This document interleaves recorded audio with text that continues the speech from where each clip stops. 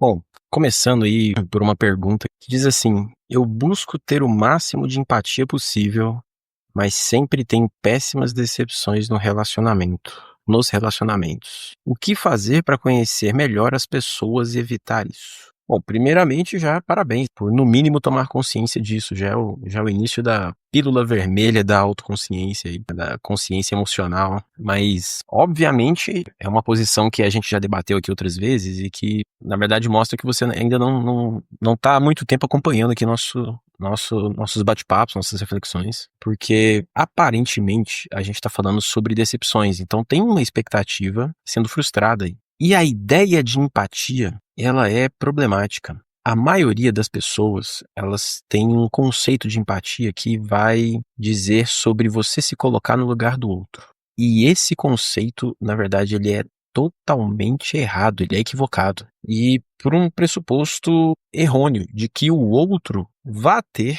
emoções iguais à sua.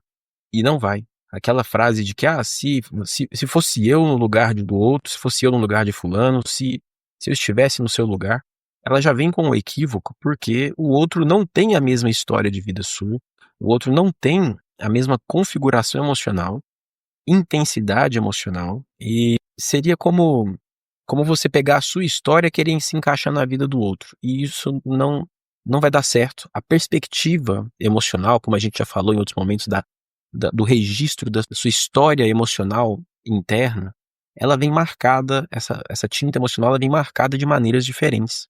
As interpretações emocionais são diferentes. E aí que a gente precisa reconfigurar ou corrigir esse conceito de empatia. Não é você se colocar no lugar do outro, mas é buscar conhecer o lugar do outro. É diferente. Se colocar no lugar do outro é uma impossibilidade. Não dá.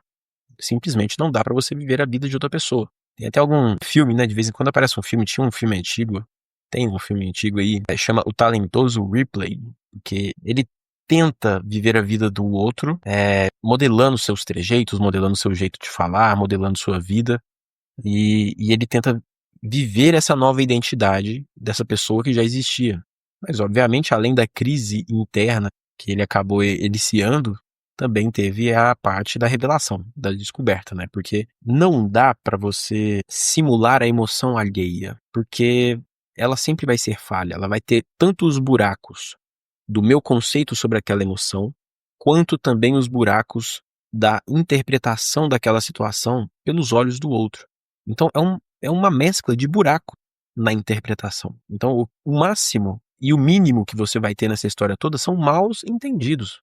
Péssimos entendidos, na verdade. Então, quando a pergunta chega e diz, eu procuro ter o máximo de empatia possível, provavelmente pode ser sim uma pessoa generosa, pode ser uma pessoa que busca o bem do outro, e talvez por isso pratica-se esse conceito de empatia, de se colocar, é errôneo esse conceito, mas de se colocar no lugar do outro. Mas diante de pessoas que são um pouco mais egoístas, a gente pode chamar assim, essas pessoas egoístas elas terão uma vantagem enorme, porque aonde você está simulando que o outro vai ter as mesmas emoções, ele não tem exatamente as mesmas emoções. Então você acaba se sentindo culpado por determinada situação e pressupõe que o outro também se sentiria.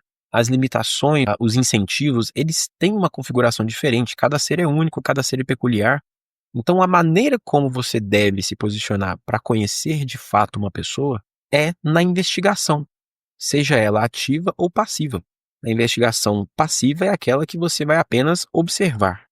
Mas observar o que exatamente? Não só as atitudes, mas também o que se é verbalizado, linguística e metalinguisticamente. Dentro daquilo que se fala, mas também dentro daquilo que se revela para além da fala. E eu não estou dizendo sobre somente as entrelinhas, né? Tipo, fulano quis dizer tal coisa.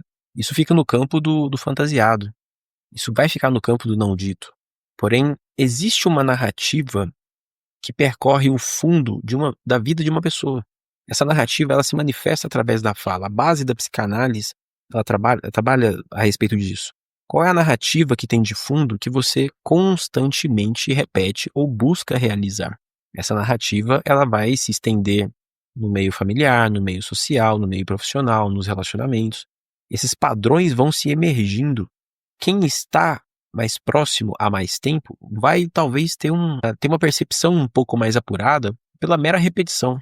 Esses padrões acabam ficando mais acentuados. Mas, mesmo que você não conheça a pessoa há muito tempo, dá sim para perceber isso. Na maneira como ela fala, mas, aliás, não só no que ela fala, mas também nas microexpressões, nos movimentos, para você começar a perceber quais são as emoções que vêm à tona quando determinado assunto chega, quando determinada fala acontece, quando determinado objeto mental ele é evocado ou invocado. Você perceber as microexpressões vai trazer para você uma consciência de o que exatamente ela está sentindo, né? Ou buscar mais próximo do que exatamente, mas o que será que ela está sentindo quando falamos, por exemplo, no caso de um relacionamento, conhecer os pais do outro, ou ir na casa do sogro, da sogra, ou fazer uma viagem juntos, ou o assunto sobre ter ou não ter filhos, casamento, todos esses assuntos eles vão vindo à tona, mas também, obviamente, outros são importantes aí.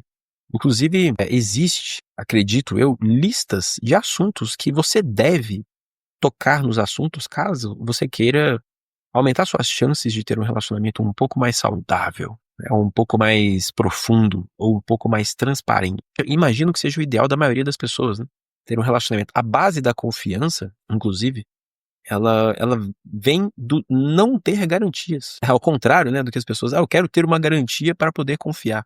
Isso aí é o sistema bancário para quem tem o nome sujo, né? Deixa aqui a sua casa como garantia. Caso você não pague, eu estou assegurado. Quando você chega para o relacionamento com essa expectativa de talvez dar errado, obviamente você já traz uma carga negativa de desconfiança. Essa carga de desconfiança vai abrir janelas no relacionamento que, obviamente, o outro vai perceber de uma maneira talvez inconsciente, mas que vai prejudicar o andar, o caminhar, a construção dessa estrutura de relação. Mas, bom, como evitar então, né, essas decepções? Bom, a maneira mais realista é não ter expectativas, né? Mas, Theo, então como que a gente constrói uma vida sem expectativas? Sendo o mais realista possível. E não quer dizer que você deva pegar o seu conceito de empatia, jogar ele fora e, na sequência, começar a buscar ser tão realista ao ponto de ser negativista. Não é essa a proposta. Na verdade, a ideia de realista que eu coloco para a construção de um relacionamento existe a possibilidade de dar errado? Existe. Eu posso assumir essa responsabilização, não é a culpa, é a responsabilização de ter que lidar com isso caso venha a ocorrer. Posso. Tenho disposição para isso? Tenho. Então estou pronto. É meramente isso. Tomar consciência do que exatamente você quer evitar e assumir assumir esse risco, é o pressuposto. Isso de qualquer relação. Lembra que eu falei sobre a confiança? Quando você precisa de uma garantia, não existe confiança. A confiança é justamente a não exigência de garantias. Quando eu abro mão de garantias voluntária e conscientemente, eu estou me relacionando com base apenas numa confiança. É um crédito que essa pessoa ganha de você. Então, como que isso mistura no conceito de empatia ou não? Bom, a gente cai no engano aí do senso comum de que pessoas que exercem demais a empatia, elas vão ser mais compassivas, elas vão ser mais generosas, elas vão ser mais bondosas, e provavelmente a intenção é que seja isso mesmo. Porém, as ferramentas, elas estão equivocadas, elas estão erradas. Eu preciso refinar essa ferramenta do que é empatia. Eu preciso, em vez de eu me colocar no outro, eu preciso antes saber o que o outro pensa a respeito dessa mesma situação. Eu lembro que eu atendi uma vez um local onde ficavam pacientes oncológicos que estavam ali fazendo o seu tratamento, e entre esses pacientes tinha uma criança, mais ou menos de uns 6 anos de idade, 5 ou 6 anos de idade. E essa criança nunca saiu desse lugar, porque desde o seu nascimento já tinha inúmeros problemas que forçava ela e os pais a estarem constantemente na espera do próximo tratamento, do próximo procedimento. E ela andava para lá e para cá dentro desse lugar, era uma casa própria para isso. Ela andava para lá e para cá com vários equipamentos pendurados, literalmente pendurados no corpo dela. E eu lembro que todo mundo que chegava e olhava para essa criança, dava para notar a expressão facial, né? Tipo assim, nossa, tadinha, que pena, né? Que dó. Mas quando você chegava para conversar com ela não estava nem aí com isso. Ela estava brincando, ela ainda brincava com você, levantava assim, olha aqui minha bolsa de xixi, olha aqui o que eu estou carregando, olha aqui, tomei 2 injeções dessa aqui, olha. E ela não estava ligando. Para ela, não tinha o desgaste emocional que para as pessoas que viam aquilo tinham. Então era outra carga emocional. Talvez porque ela não conheceu outras existências emocionais, então para ela não teve aquele peso do tipo assim, o que eu estou perdendo, né? Claro, veja uma criança ali que está brincando de uma determinada maneira que eu não posso, provavelmente ela tinha essa frustração. Mas a dor que os adultos à volta, que conheciam aquela criança ou que viam aquela criança, expressavam, era muito maior do que o que ela mesma expressava, né. Óbvio, ela queria melhorar, óbvio que ela queria ser sarada, mas entende que o que os adultos estavam projetando e fantasiando sobre ela não poderia ser chamado de empatia. Na verdade, está mais para uma fantasia emocional a respeito do que o outro vai estar sentindo, pensando ou sendo, do que necessariamente o que se é. Ser realista é buscar os fatos de maneira racional. Fulano teve prazer quando aconteceu determinada situação. O que eu posso supor a partir do fato? Ótimo, posso confirmar essa suposição? E a gente está falando sobre a observação passiva. A observação ativa é o mero perguntar. O que para você é tal coisa? O que você sente a respeito de tal coisa? E óbvio que você vai estar provocando uma autorreflexão, né? Uma reflexão interna, e essa pessoa pode se incomodar, porque você vai ali descobrindo, tateando quais são os assuntos que são incômodos para poder lidar.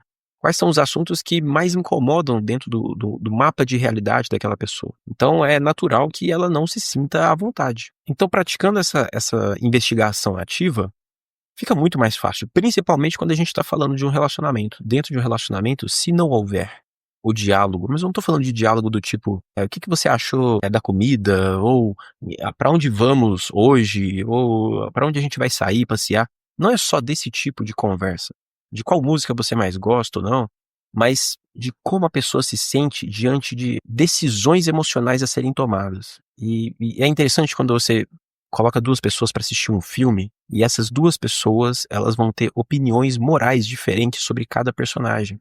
Quando você pergunta o que você achou que aquele personagem fez de errado ou certo, isso vai revelar muito sobre a descrição moral da pessoa. Quando eu falo descrição é porque não é a moral da pessoa em si, mas a descrição que ela dá para a moral que ela está enxergando no filme. E isso difere da moral que ela realmente pratica. Mas você tem uma pista. Uma pista mostra talvez o ideal que ela tá buscando, mostra talvez um status moral que ela já abandonou e que ela rejeita, mas que provavelmente ela ainda possa tropeçar naquilo.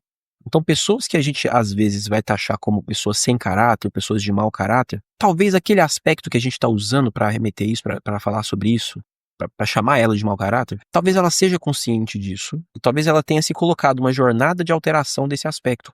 Por exemplo, pessoas mentirosas. Pessoas que conquistaram o hábito de mentir constantemente, elas, em determinado momento da vida, podem perceber que isso não vale a pena. Por N motivos diferentes, elas podem perceber que não vale a pena mentir. Quando elas tomam essa decisão de que é ruim e que eu quero abrir mão daquele hábito de mentira, elas não mudam da noite para o dia, elas entraram numa jornada. Essa jornada pode ser rápida ou pode ser devagar. Depende de onde e de quantas raízes emocionais esse aspecto está enraizado dentro do ser da pessoa, na história de vida dela. Às vezes precisa de um rito de passagem, às vezes precisa de um choque emocional muito grande, às vezes precisa de um abandono até geográfico do meio em que ela vive.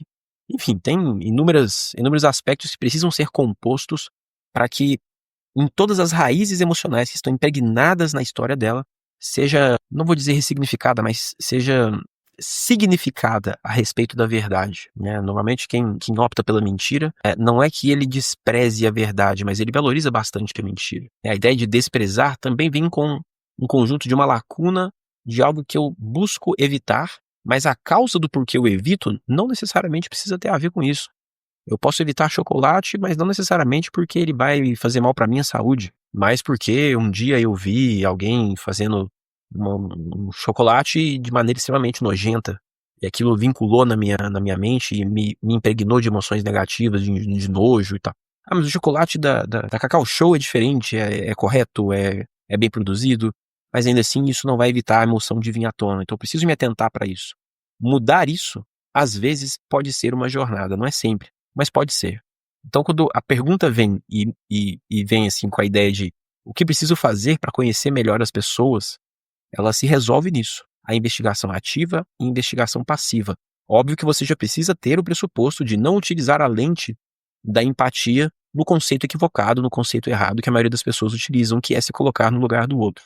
Mas buscar conhecer o outro sob a perspectiva do outro. E óbvio que você vai ter apenas uma fotografia, um desenho, você não vai conseguir sentir da mesma maneira que o outro. É uma das coisas que os seres humanos aí, né, podem falar com tranquilidade, é que não conhecem alguém. Ah, eu conheço fulano há 30 anos, sei muito bem como é que... Não, você não sabe, você talvez tenha expectativas muito assertivas, mas conhecer alguém 100% não dá, porque a própria pessoa se engana. Então, é possível que você também se engane. Em algum momento, você vai se surpreender com uma atitude. As decisões internas que ela toma durante o dia, você não tem acesso. Ela pode ser uma pessoa totalmente diferente daqui a 15, 20, 30 minutos. E você não vai saber dessa decisão, mas você vai reagir a essas mudanças no cotidiano. E na segunda parte da pergunta, como evitar isso? Obviamente, tomando as suas precauções a respeito da expectativa. Quando você fica imune à falsa expectativa, e a gente vai falar sobre isso, você simplesmente tira o véu da paixão ou o véu da fantasia sobre o outro. Então, tirando esse véu de fantasia sobre o outro, você consegue enxergar um pouquinho mais da realidade do outro e tomar sua decisão, se aquilo é adequado dentro dos ideais que você busca para um relacionamento ou não. E claro, obviamente, como eu já comentei, talvez fazer aquela lista de perguntas, né, que todo casal deve se fazer, né, ou pelo menos deveriam se fazer, antes de começar a tomar uma decisão certa para um relacionamento duradouro. Mas a gente pode falar sobre isso depois.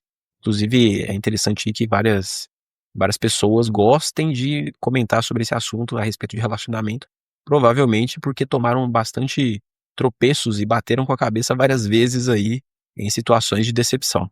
Mas podem continuar mandando suas perguntas aí que receberemos de bom grado. Caso você queira participar aí das nossas reflexões, deve ter um link em algum lugar aí, é só chamar que a gente vai ter bom grado em fazer você participar aí com a gente.